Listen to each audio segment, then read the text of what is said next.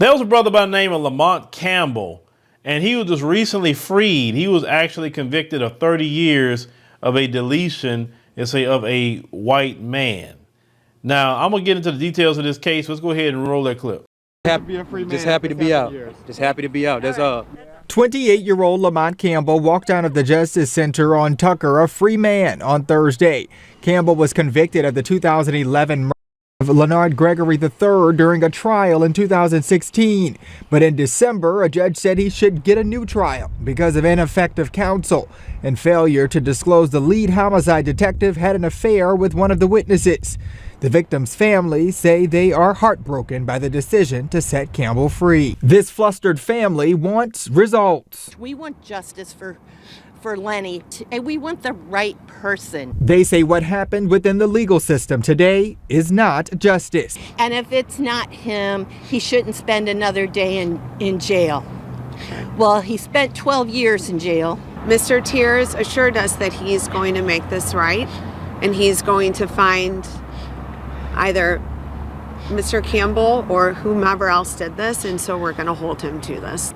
Because they're not protecting the innocent. Now, let's get into this. Lamont was 17 years old at the time. He's 29 now, so he lost all those years of his life.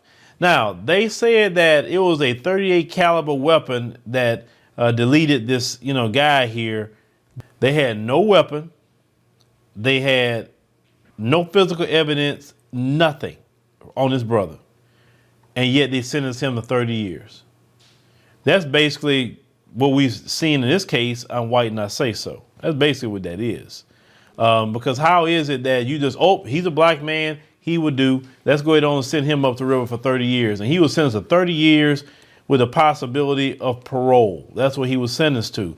I'm glad this brother got out after spending 12 years, but they need to pay him. Now, the prosecutor did drop the charges on him, and they said they're going to investigate that case, but he's not a suspect at all. But this happens to black men in this country so much. It's so sad and ridiculous what happens to a lot of our brothers here, because that's not even a way to live. Sit up there 12 years in prison, and you didn't do anything. Like, could you imagine even sitting one day in prison for something you didn't even do? But 12 years? Like, you can't get 12 years back of your life. That's why I always say, it's like, this place here, man, it's not for black people. It's not. This is the white man's paradise, and he run it. I told y'all that we don't run a freaking thing in this country.